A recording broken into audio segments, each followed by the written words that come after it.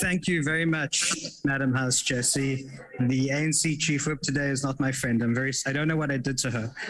Oh, there we go. She loves me. We're back to normal. Thank you very much. Honorable Sarupen, I will always protect you Thank from you. the Chief Whip.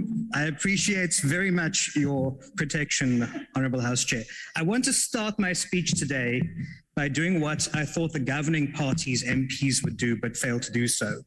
And that is to thank every South African household and business for, despite the lockdowns and enduring the irrational regulations and some terrible economic policies from the government in general, doing their best to start their businesses or keep their businesses afloat, to get South African goods to new markets.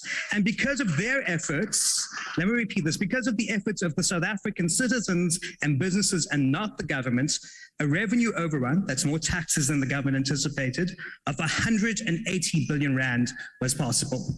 And we owe the South African people a great deal of gratitude for this, because this made the fiscal framework possible. But based on what we heard in the debate today, it's clear that some governing party members need a reminder that government has no money. It generates money from its citizens. It is the activities and work of the citizens that determine the success of the economy. And government can either facilitate that or hinder that. And what I heard from some of the ANC members today, condemning businesses in particular, shows that this government is determined to hinder the people of South Africa as they try to raise their living standards. But the other thing that hinders the economy is the massive amount of government debt, 4.3 trillion rands at the moment. That's nearly 70% of our GDP. And this deficit has ballooned to 386 billion rand in this financial year. That's the difference between what the government will get in and what it'll have to borrow, 386 billion rand. And interest costs are going up. We now spend more on interest than we do in education. Or put another way, we spend more on interest than we do on peace and security and public works combined. By this government's own assessment, the biggest risk to taking South Africa out of its economic hole, which has been dug by the ANC over the last decade, is from this administration itself. And the first risk is unfunded programs. And I was alarmed to learn that the 8 ANC-run provinces in the last financial year has overspent by some 20 billion rand.